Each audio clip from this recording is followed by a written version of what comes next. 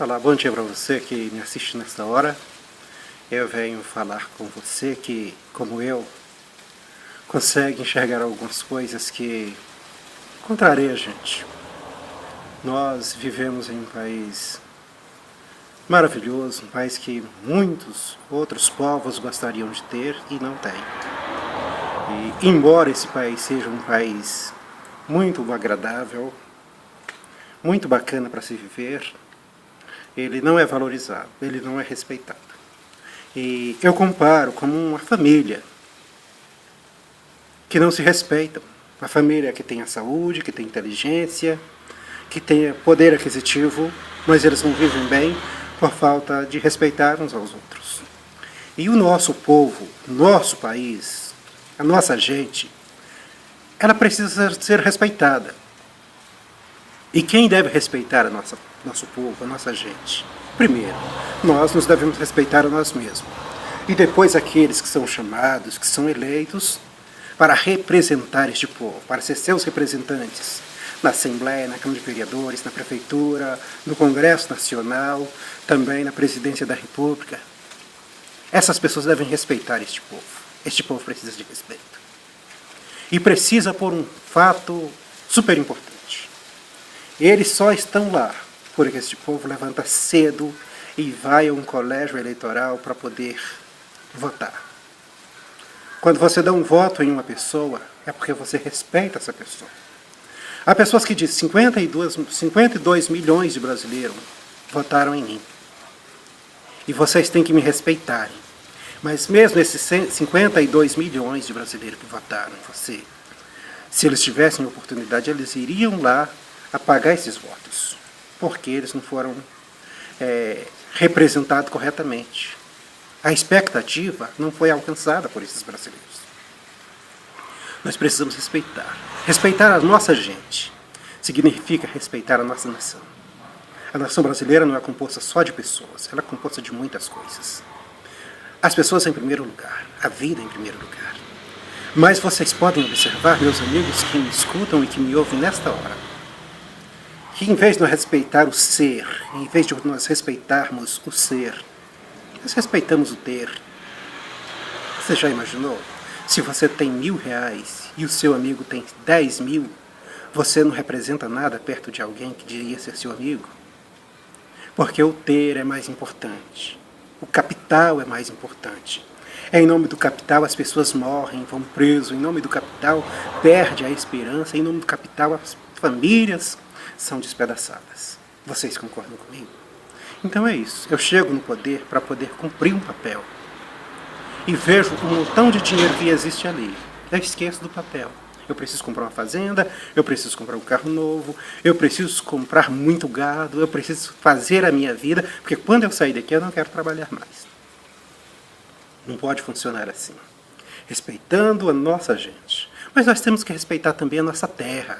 A nossa terra é uma terra boa. Você já pensou a produção que o país tem? Você já pensou a quantidade de produção que nós temos aqui?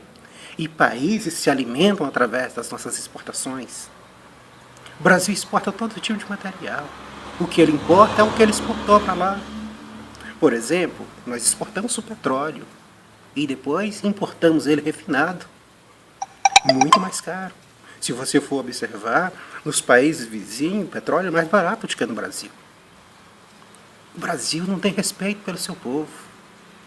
Você já pensou um litro de combustível no Brasil? Dá para comprar 4, 5 litros de combustível num país vizinho como a Venezuela, como a Bolívia? Você já pensou se isso é respeito pelo seu povo? Você já pensou uma Petrobras que diz que está quebrada, que vende o petróleo quase que mais caro do mundo? Isso seria respeito pela nossa gente? Além de respeitar a nossa gente, deveria respeitar as nossas minas de petróleo, que são retiradas com dificuldade por operários que trabalham com dificuldade, e a maior parte desses operários não ganha tanto assim. São os diretores, como Nestor Severotti, como Graça Foster, como outras pessoas que estão lá em cima que ganham dinheiro. O trabalhador que pega no pesado, ele não ganha dinheiro. É os pobres trabalhadores que fazem o desenvolvimento do nosso país desde a época da escravatura. Quem levantou esse país? Quem desenvolveu esse país? Os inteligentes, os intelectuais que estão projetando também não ganham muita coisa. São os manipuladores, são os atravessadores, são aqueles que gritam nos palanques, são esses que estão acabando, afundando com esse país. Então está na hora, minha gente, da gente dar um basta a essa situação. Então está na hora dos brasileiros observar e ver que não dá mais para suportar tal situação. Nós não respeitamos a nossa agricultura. Tem muita gente passando fome e o alimento está aí para matar a fome dessa gente. Mas o alimento vem se perdendo nos grandes armazéns públicos há muitos anos. Eu já vi jogar feijão fora, já vi jogar arroz bichado fora, porque estava faltando, mas o governo esperava ganhar preço e não colocava na mesa dos brasileiros. Merenda escolar, que são retidas. Isso é falta de respeito. Você concorda comigo? Por que nós não gerenciamos bem aquilo que está na nossa mão? Que tipo de governo que nós precisamos? Governo que respeite a gente. E gente que respeita o governo. As leis, na verdade, elas são boas, elas não são cumpridas. A lei funciona para pobres, para rico não funciona. Minha gente, nós precisamos de reformar esse país. Mas quem vai reformar é eu e você? Não, você só está ouvindo o que eu estou te falando. Nós não temos condições de fazer quase que nada, a não ser enxergar e protestar tal situação. Você sabe disso. Você já pensou em uma reforma política que não sai? Que tipo de reforma política que eles propõem? Qual seria a sua proposta de reforma política? Você já imaginou na Suécia como é que as coisas funcionam? Nos países desenvolvidos, como é que funcionam? A educação está em primeiro nível. A saúde em primeiro lugar. Mas parece, meus amigos e minhas amigas, que o que é produzido no Brasil é para trazer enfermidades. E quando você vai procurar pelos médicos públicos, eles não estão. Quando estão, eles te mandam você fazer um exame, mas quando você recebe de volta, o exame já venceu, você tem que fazer outro. E aí vai até você morrer. Isso é falta de respeito da nossa gente. Até quando você vai continuar enfrentando essa situação e concordando com ela? Não podemos concordar. As nossas escolas, os pais precisavam estar presentes na escola e protestar a forma de ensino que é trazido. Os nossos filhos estudam, mas o que eles mais precisam aprender, eles não aprendem. Quando eles chegam para poder prestar um concurso, eles não passam. Quando eles chegam para prestar um vestibular, eles não conseguem passar, porque está preparado para não passarem. Os filhos de papaizinho, eles estudam em escolas públicas, escolas particulares, mas faz a faculdade nas escolas públicas. Os filhos dos pobres estudam nas escolas públicas, mas não conseguem passar no vestibular e vai pagar faculdade cara e não dá conta de pagar. Essa situação é complicadíssima. Até quando? Até quando, gerações que está chegando? A minha já está indo. Até quando você vai ficar parado? Levanta da sua posição. Proteste. Não quebre nada. Não faça esborna. Mas a sua voz, ela tem poder. A sua palavra tem poder. Discuta. Discuta na sala de aula. Discuta com a diretoria. Proteste. Reúne. Seja um líder aonde você estiver. Chama as pessoas à sua volta. Comece a lutar. Comece a brigar. Não pela sua própria causa, mas pela causa comunitária, pela causa coletiva. Esse é o verdadeiro papel do homem, o verdadeiro papel da mulher, que não é egoísta, que não é idiota. Idiota é aquele que pensa em si mesmo, aquele que pensa no seu umbigo. Essa palavra surgiu na Grécia quando começou a política. O idiota era aquele que não preocupava com a coletividade, ele pensava nele só. E nós não podemos ser esse tipo de gente. Nós precisamos pensar na coletividade, pensar no nosso próximo. Só assim o nosso país pode melhorar. Nós precisamos de um país. Nós precisamos de um país como a Coreia do Sul.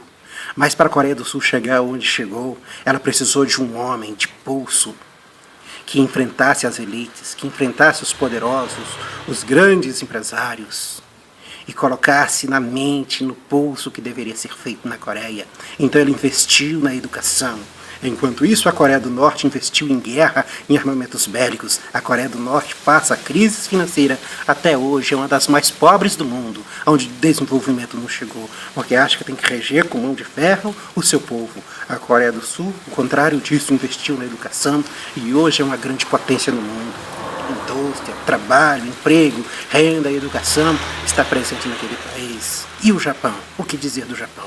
Quando sai da Segunda Guerra Mundial, o Japão investe na educação, na industrialização e faz do país uma potência no mundo. Para ser potência, não precisa ser um país grande, precisa administrar corretamente. Gente, eu estou falando com você que é brasileiro, que é brasileira e que precisa enxergar essa situação. Precisa de levantar um homem ou que seja uma mulher, mas que pense grande e que pense no povo. Não pense nos grandes empresários porque a vida deles já está feita. Que não pense nos políticos porque também já está pronto. Mas pense numa nação. Uma nação que hoje está pronta para o desenvolvimento. Uma nação que hoje não tem problema de pavimentação asfáltica. A maior parte do país está coberto de asfalto. A maior parte do país já tem linhas de energia, já tem telefone para todo lado através das grandes empresas. Mas agora é hora de pensar no desenvolvimento. É hora de pensar na educação. É hora de pensar na saúde. Cadê o nosso povo que estava na roça? Tudo mandado para a cidade e não tem segurança, e não tem estabilidade, e não tem sustentabilidade. Às vezes se fala em sustentabilidade, mas não vê que quem precisa de sustentabilidade é essa família que está aí. Gente, vamos pensar. 2018 está chegando. Eu não sei quem vai ser candidato a presidente da República. Eu não sei quem vai ser candidato a prefeito dessa cidade, Goiânia.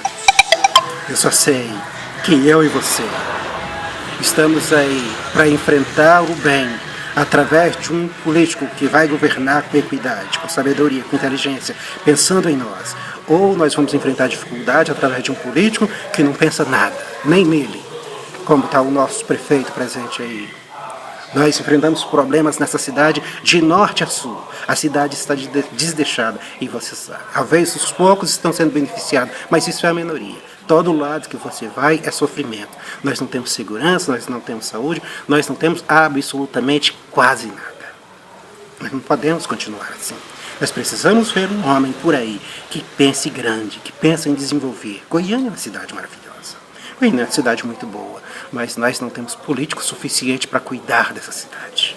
Obrigado. Eu não vou falar mais, porque senão a gente vai passar muito tempo aqui. Mas eu queria que você analisasse, e se você tiver gostado do que você ouviu, você dá um clique aí de gostei e continue com a gente, porque a gente vai junto, ok? Muito obrigado.